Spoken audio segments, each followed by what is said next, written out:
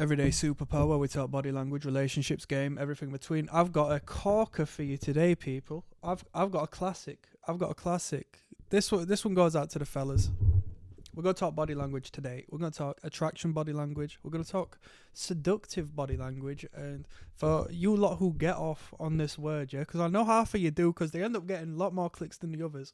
We're going to talk submissive body language, yeah. Manifest through the beautiful physiology of a woman, and I'm going to talk to you about it. You will see this. If you don't see this, other people will see this, and you'll see other people experiencing this until you become the man you need to be, and then you will see this as well in your engagements with women. Let's talk about it. Let me make myself smaller, eh? Check this out. We've got a whole cluster of language I will explain in this, but in particular, I'm talking to you about the exposure of the neck. Yeah, just generally due to the differentiation in length of hair across your, general society, you will see the moving of the hair and exposure of the neck more so on women, but naturally speaking, you're going to see it manifest through the woman more than the man anyway. This is a submissive gesture. And to give you the root of it, I mean, we're going to go into the actual roots of the evolutionary biological theory, but like the roots as far as that human being's existence on planet Earth, given they haven't reincarnated via samsara for a multi-millennia, this person's one life on planet Earth, yeah, she started doing this when she was a young girl, right? This is seen and manifest through the body of young girls when trying to get what they want from their parental figures, because it's an act of weakness and submission, right? And overt femininity. I don't have a kid, but I do know what fathers say, and that's that they can't say no to their little girls, right? Anyway, we're going to take that out of the equation as we're now going to talk about adult nature, but this behavior still does continue onwards. We are but only the children we used to be, right? So a lot of these nonverbal cues, whether it be pacifying behaviors, whether it be, happiness, whether it be this, that, or the third, they tend to be also pre-existing within our youth, but they may, take a more indirect turn. We might try disguising them as we get older, because society says you can't be too bold exposing this, that, and the fourth to the world. Exposure of the neck continues on. So, let's talk about it. It's a submissive gesture because you are giving your sensitive and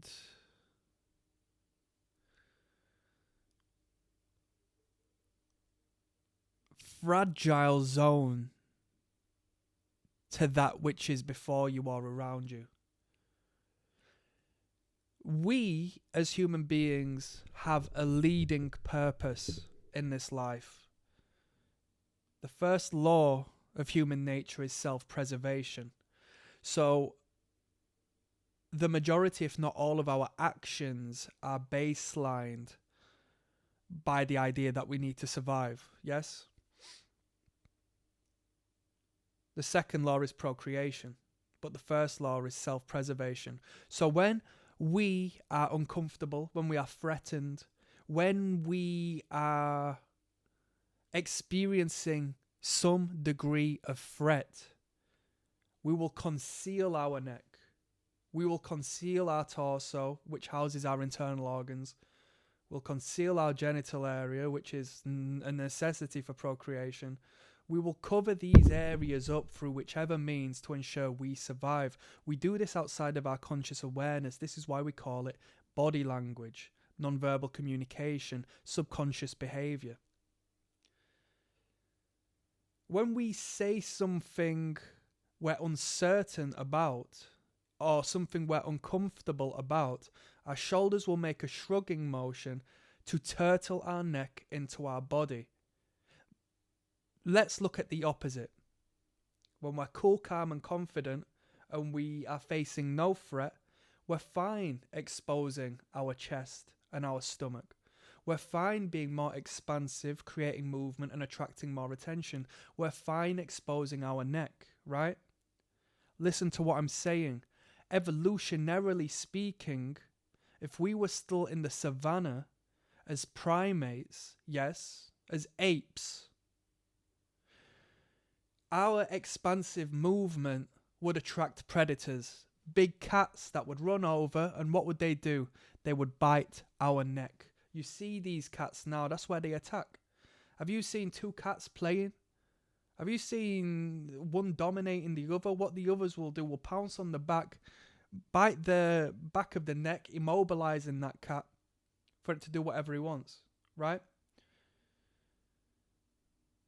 If anything, in a parental nature, parent cats will bite the scruff of the neck of the other cat and carry it away as the baby cat is immobilized. It serves a biological purpose, and that's where they target and aim for. No different to us as human beings. Once this throat is gone, it's a problem. So let's continue onwards. When she exposes that to you, that is because she, in one way or another, identifies you as a dominant force, and a force as to which she is not threatened by, to the extent where you're being a creep or you would abuse that trust, but in a position where she is happily, comfortably exposing her submission to you, maybe outside of her own awareness, as a sexual and submissive signal. Some women, if not a lot of them, enjoy having something going on with their neck, in a rougher sexual environment, right? Women have got more nerve endings on the neck. They're more prone to touch, more sensitive to touch, as well as other stimuli. But we're just speaking on the neck here. So, pay attention when it's exposed to you. To me, this comes in twos. There is also a secondary erogenous area that I want to discuss, just briefly, that holds the same weight, and that's the underside of the wrist. We don't expose the underside of the wrist to anyone we deem threatening, right? And when a woman does so, through whichever means, as she is doing on the image, not only is she exposing the neck, but the underside of the wrist, it's a submissive gesture, and it garners your attention. The movement of such captures your attention, such as the big cat in the savannah. We have a brain that identifies movement for survival protocol, so when we are threatened, we freeze, but when we're cool, calm, and comfy, we move more fluidly. Her movement attracts your attention while she's sitting there at the other side of that table dating you, directing her underside of her wrist, directing an arrow via her arm to her neck. It's a submissive gesture. It's as if to say, I give my body to you. I know you're not going to harm me, but I want to give myself to you in this submissive state. It's a perfect feminine depiction of her performing her role in relation to you, who is clearly adequately performing yours, right? Don't mess this up. Okay, so many people ask, many people are curious, many people want a deeper understanding to a regular female nonverbal cue, which is the playing of the hair or the moving of the hair over the shoulder. This can be a precursor to neck exposure. Okay, so there's multiple reasons why a woman will play with her hair, such as stimulating the hair follicles, which feels good. It's a non-conscious response that incites positive feel-good chemicals within the brain, so we call that a pacifying behavior. It could be regressive, i.e.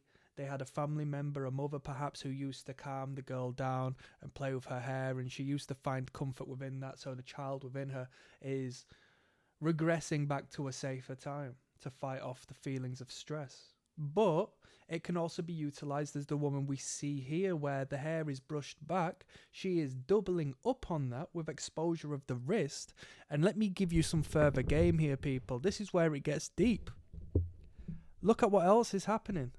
There's an exposure of the armpit in this particular situation. And even if she was fully clothed, there still is exposure of the armpit. Because as I say, you should, if you're a bit confused about what particular body language means, think to yourself, what would this look like if this person was naked? Because this is what the body is trying to represent. The body don't care whether there's clothing on there or not. If the nonverbal cue doesn't include like the pulling or tugging or utilization of clothing, just imagine what it would be like if the person did not have clothing on, and that'll probably give you a clearer idea to the, legitimate cue that behavior is trying to represent. Exposure of the armpit releases pheromones. So not only is she seducing you in a submissive manner with exposure of the neck, take me, exposure of the wrist, I trust you to hold on to me and not harm me. And alongside all of that, she releases this addictive, seductive chemical formula within the air that you consciously really can't pick up on, but you do regardless. This cluster of behavior is incredible. And as you can see, as her face suggests, she might be in another place. She might be thinking about something else. But what she's showcasing is the truth.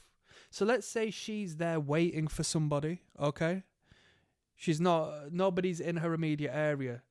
And she's deep in thought, thinking about this, and this behavior manifests, such as you see before. Maybe the person she's thinking about has stimulated this response in her body as the body reflects the mind. I'm putting you on game. Click like and subscribe as always, people. Check out the link down below. There's a couple of them. Peace.